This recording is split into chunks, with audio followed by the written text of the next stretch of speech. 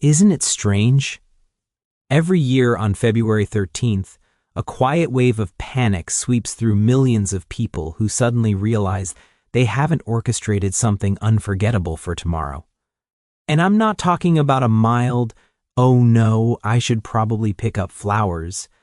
I mean the kind of dread that feels wildly disproportionate, like you just remembered an unpaid bill from years ago, and somehow your entire relationship is about to collapse because you didn't book a table at that dimly lit restaurant with a name nobody can pronounce. But here's what we rarely acknowledge. The couples with the most stable, deeply satisfying relationships, they're usually not spiraling over Valentine's Day.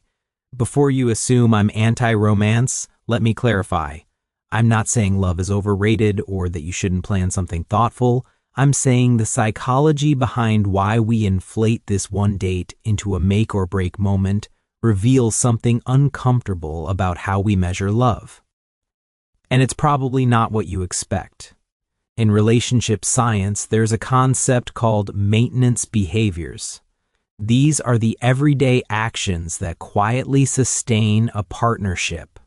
Researchers like John Gottman and Robert Levinson spent decades observing couples in real time. What they discovered wasn't cinematic romance or extravagant surprises keeping people together. It was consistency. Small, repeated moments of emotional responsiveness. Gottman famously described something called bids for connection. These are tiny invitations, a comment about your day, a sigh, a random meme sent at noon. One partner reaches out in a small way, and the other either turns toward it, ignores it, or turns away. The couples who thrived were the ones who turned toward those bids again and again, making tea the way they prefer, noticing a subtle mood shift, listening even when the story isn't thrilling. And the couples who struggled? They often postponed connection.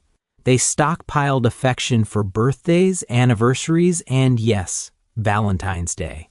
That's where the trap appears. When you compress all your relational effort into one highly choreographed day, what happens to the other 364? It's like cramming for an exam instead of studying consistently. Relationships aren't impressed by last-minute grand gestures. They respond to rhythm.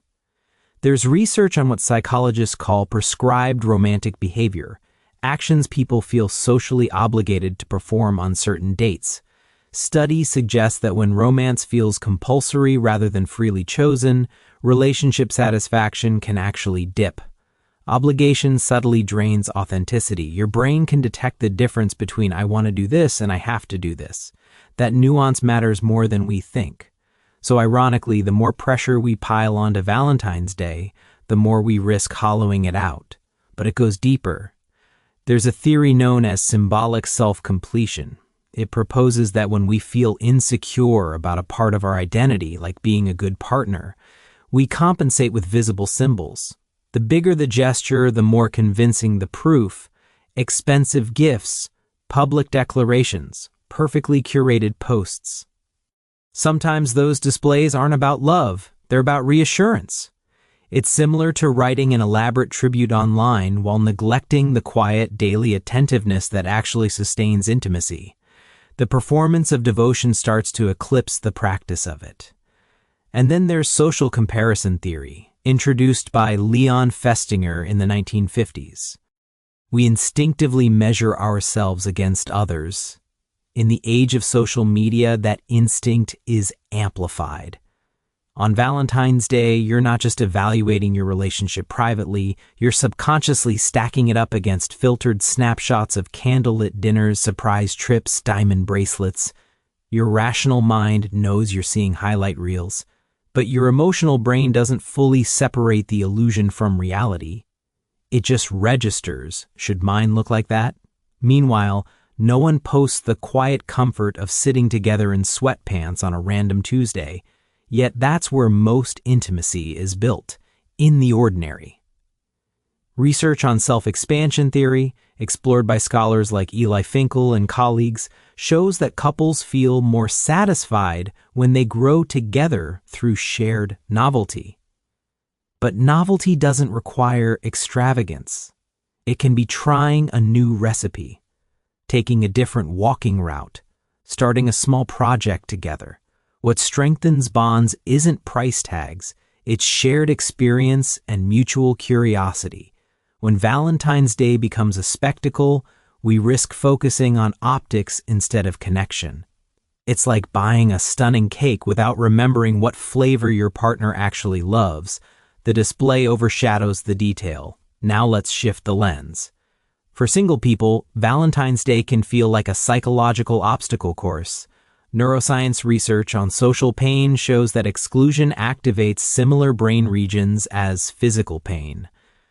When the world appears to be celebrating romantic partnership and you're not part of that narrative, it can genuinely hurt. But here's the critical distinction. The discomfort often isn't about being single. It's about feeling misaligned with a cultural script. If society didn't collectively elevate February 14th as Proof of Love Day, it would just be another square on the calendar. The ache is less about absence and more about expectation.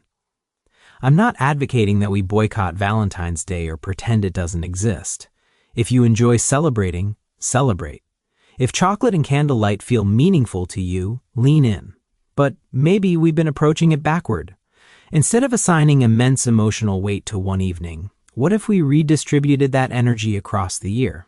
Research by psychologist Sarah Algo highlights the power of everyday gratitude in relationships. When partners regularly express genuine appreciation, not just on special occasions but spontaneously, it strengthens connection and satisfaction.